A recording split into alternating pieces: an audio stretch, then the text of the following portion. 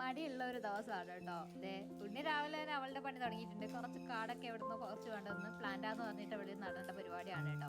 അത്യാവശ്യം നന്നായിട്ട് മഴ പെയ്യുന്നുണ്ടായിരുന്നു. ഇപ്പൊ ഒന്ന് ചെറുതായിട്ട് തുറന്നിട്ടുണ്ട് കേട്ടോ. ഒരു കാര്യം ചെയ്യാനില്ല, നല്ല മടി പിടിച്ച് ഞാൻ വെറുതെ ഇരിക്കുകയാണ്. നാട്ടിൽ വന്നു കഴിഞ്ഞാൽ ഇതൊക്കെ തന്നെയാണ് അവസ്ഥ കേട്ടോ. എവിടെ നിന്ന് തുടങ്ങണം എന്നുള്ളൊരു കൺഫ്യൂഷനാണ്.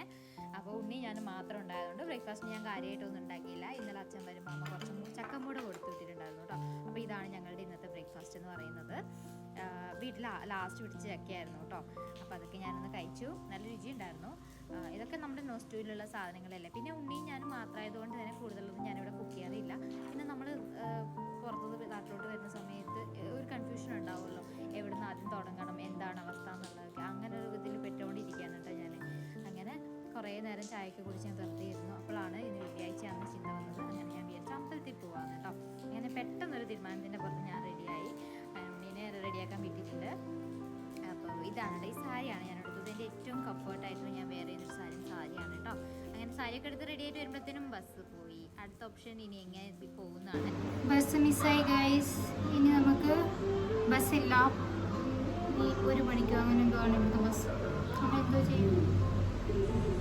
അടുത്ത ബസ്സിനെ കാത്തു നിന്ന് കഴിഞ്ഞാൽ നമ്മൾ ലേറ്റ് ആകുന്നുള്ളത് കൊണ്ട് ഞാൻ കാർ എടുത്തു കേട്ടോ. അതേ ഉണ്ണി അവിടെ ഇരുന്ന് ഗേറ്റ് ലോക്ക് ചെയ്യുന്നുണ്ട്. അവൾക്കുള്ളൊരു പണിഷ്മെൻ്റാണ്. അവൾ കാരണമാണ് കേട്ടോ ഇന്ന് ബസ്സിൽ കിട്ടാതിരുന്നത്. നന്നായിട്ട് മഴയൊക്കെ ഒന്ന് കുറഞ്ഞിട്ടുണ്ട്.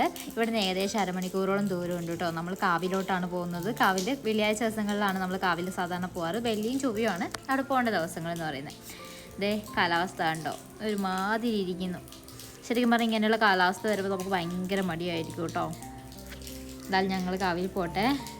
അങ്ങനെ നമ്മൾ കാവിലെത്തി. ഇവിടെ വരുമ്പോഴത്തേനും ഇവിടെ നല്ല വെയിലായിരുന്നേ. അവിടെ നമ്മുടെ നാട്ടിലും മഴയാണെങ്കിൽ ഇവിടെ നല്ല വെയിലാണ്. ഇപ്പോൾ കാവിൽ കലശമൊക്കെ കഴിഞ്ഞു. അതിൻ്റെയൊക്കെ കുറേ വേസ്റ്റും കാര്യങ്ങളൊക്കെ അവിടെ ഇങ്ങനെ ഉണ്ടായിരുന്നു കേട്ടോ.